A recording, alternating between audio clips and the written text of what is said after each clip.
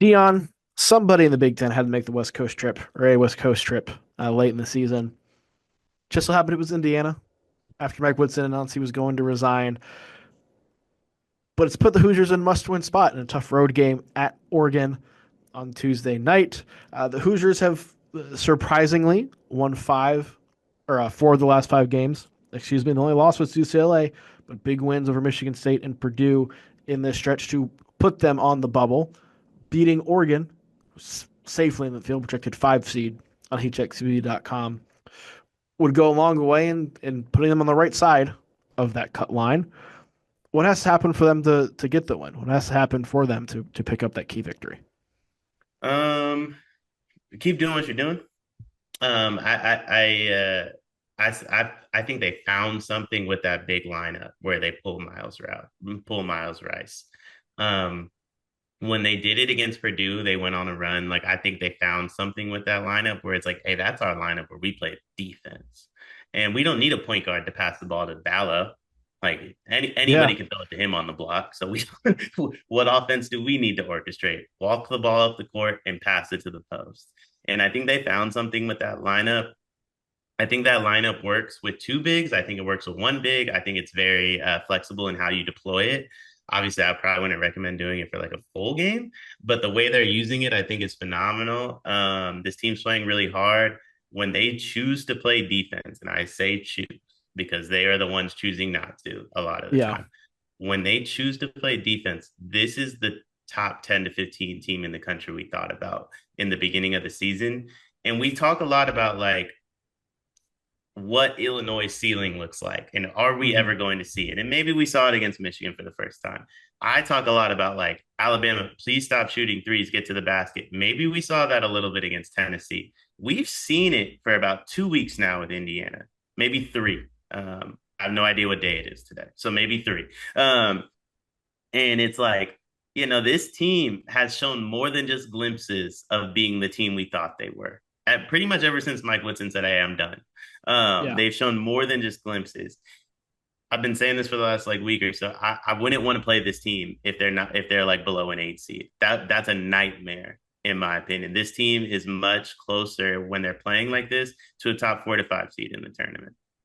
Well, I think this run has also coincided with Mike Woodson finally relenting on the fact that he needs more shooters on the court. Mm-hmm. Luke Goode, during this stretch, has played at least 33 minutes in every game. He's scored double figures in every single one of these games, and he's made multiple threes in, I think, every one of these games, if not all but one of these games. Having him and Anthony Leal on the court with Trey Galloway brings that out a little bit more. It solves like more of the spacing issues. It solves a lot of the offensive things that Mike Woodson was kind of inflicting on himself. And you see it in these Yeah. games where we're alternating now between Umar Ballo and Baco and Renew. Two of them are generally on the court at the same time. But we're not seeing as much of the three of them on the court at the same time as he was kind of like trying to force. Mm-hmm. When those three are on the court together, it's when like things got dicey against Washington for a little bit because he was like, all right, we could put the three of them in at the same time now. And then things things got dicey, and he went back to playing more of the shooters. Yeah, Miles Rice is, I think, good coming off the bench for what this team needs. I don't think you can rely on him late in games as we've seen, but I do think the emergence of Luke Goode means something. And he was the guy who I think it was after the Illinois game where there were all the fire Mike Woodson chants in the arenas before Woodson announced he was stepping down. Came out Mm-hmm. very loudly and was most passionate about that they were going to get this right. And Mm-hmm. so for him to back that up has been really cool to see, honestly. Um, and for him to be rewarded with more playing time has been good to see as well. Yeah, I agree. I think when that happened, or who did that? Was it Maryland when Woody decided not to shake hands, right? Yes, Um, and and Goody was the only one that yeah, went to go get him. yeah, I think one of the things Mike Woodson being fired, retiring, resigning, whatever word you want to use, it's probably all of the above. um, yep, has allowed him to do. He's like, hey, all that NIL stuff, I really don't care how much y'all make. I ain't gonna be here. Magic Johnson me. And now it's like I'm a roll with my guys. I'm a roll with my yeah, guys. And Luke Goody is one of Woodson's guys who the whole season he's played his heart out for Woody. Yeah. He's spoken out for Woody. He's spoken out for this program, so on and so forth. And I think that transition of like, hey, Miles, it's sick you got paid $1 million, dude. Maybe don't pass the ball to the other team as much. Maybe slide on defense a little bit. And he's like, no, I don't want to do that. Okay, well, I still have to play you because I paid you $1 million. He ain't worried about that no more. Right. And Miles Rice is probably a poor example, 43% 3-point shooter, actually playing well. But like, you know what I mean? Like it's removed him from some of the promises he made and more so like, let me go get this win. Yeah. And I think Indiana fans, I don't know any of them or many of them who feel positively about Miles Rice, or at least as positively as they did the first Right. part of the season. Let's talk Right. about the Oregon side of things, because this is an Oregon team that, if you go back to that November, December timeframe, was top 15, flirting with top 10 in the country. Talk about potential Final Four team. They won the Players Era Festival, right? Like that was a big deal. Beat Alabama. Had some struggles in Big Ten play. They were 5-8 at one point. Had lost 5 games in a row, but since then they've won 5 games in a row, including winning at Wisconsin with that big comeback. What do you see from the Ducks? How they turn this around? What do they need to do in this game? I mean, you think they're good, right? I think that they are better than they get credit for, but not as good as people thought they were in November. Yeah, see, I don't think they're very good. uh, Okay. I don't think they're very good. I gotta be honest. I think this is Indiana's game to lose. I do want to say this. I've been following the Big Ten very closely. Obviously, like we, being on this channel, you have to. This is the very Big Ten heavy, and rightfully so. Best conference in basketball. I've been saying it. Way closer to the SEC than it gets credit for. But Eh. anyway, I'm pretty sure Oregon hasn't played a Big Ten, like a historic Big Ten team at home since like January. Like it feels like these. I don't know who did the schedule, but it feels like all I ever see is like, hey, UCLA is in New York again. By the way, Rutgers is just never going to go to LA. Yeah, no, they have not played a traditional Big Ten team at home since Illinois went there on January 2nd and beat the brakes off of them. Crazy that I was right about that. Legitimately made that up on the fly. But like it doesn't feel like these West Coast teams are getting any love schedule wise. So I do want to give Oregon credit for that. It maybe my feeling on them is just like you. First off, you're playing in arguably the toughest conference in basketball, and you have to go on the road consistently. And your only home games, by the way, are against the three teams that are probably one of three of the easier teams to beat in the conference in Washington, UCLA, USC. So they've had a tough go. They have had a tough go. Um, I still think this team is pretty good, certainly better than it sounds like you think they are. I think Jackson Shelstad is still one of the better guards in the conference.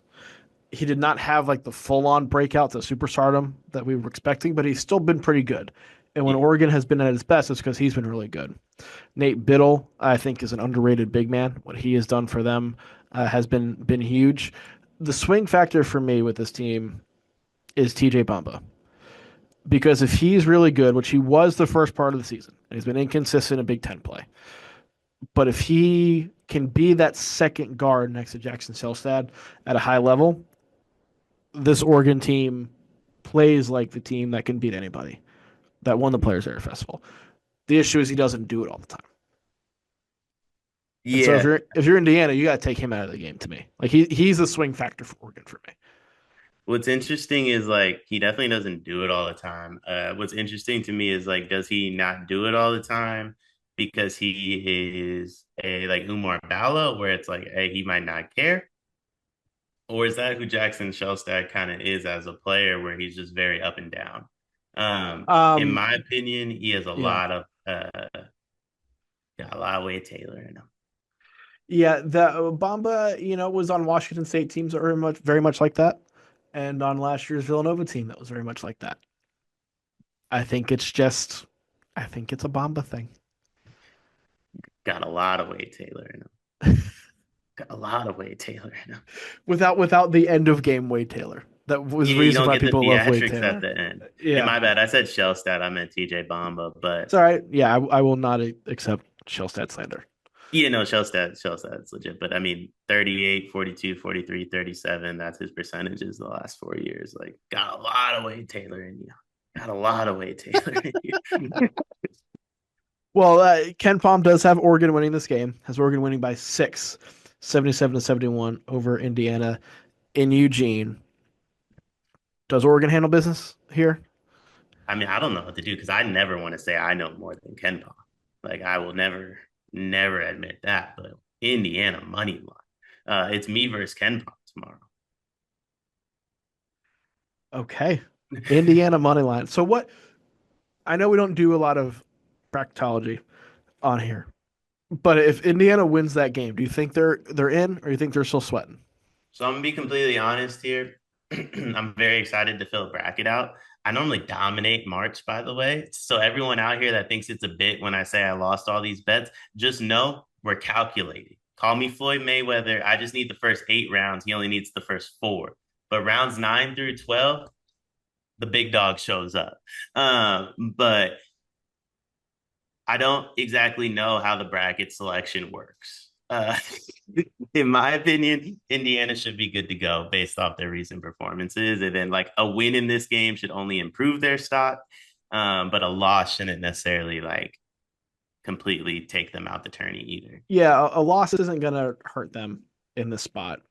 A win, I think, would do wonders, though, given the way other teams in the bubble are performing, right? You saw Arkansas just got smacked by South Carolina. The ACC teams on the bubble are all playing like they don't want to make the tournament. The ACC is only going to get 3 bids this year. So the opportunity is there for Indiana to really step into the forefront and capitalize on this if they want to. I don't think it happens, though. I think Oregon is finding itself. Dana Altman teams always peak in March, and they've won 5 games in a row. I think the win at Wisconsin kind of gave them some momentum. And you followed it up with a 21-point victory over USC, where you looked like you outclassed them in every single which way. Give me the Ducks. I'll take the Ducks by double digits. Really? I don't know if I trust this team, this Indiana team, and this coaching staff to go halfway across the country and bring it the way they need to. That's fair. That's fair. That's fair. I'm not saying Indiana will for sure win, but I definitely think they cover. The 6 is a lot of points. Yeah. Umar Bal is just so much bigger than anybody on Oregon too. Nate Biddle, man. Big game for Nate Biddle. We Yeah, will see. yeah. Nate Biddle's Van bald Allen spot. Lubin also had a few big games this year too. Not like Nate Biddle. Not like Nate Biddle. But we'll be back after the game with a full recap here on the channel where one of us will get to gloat about who was right.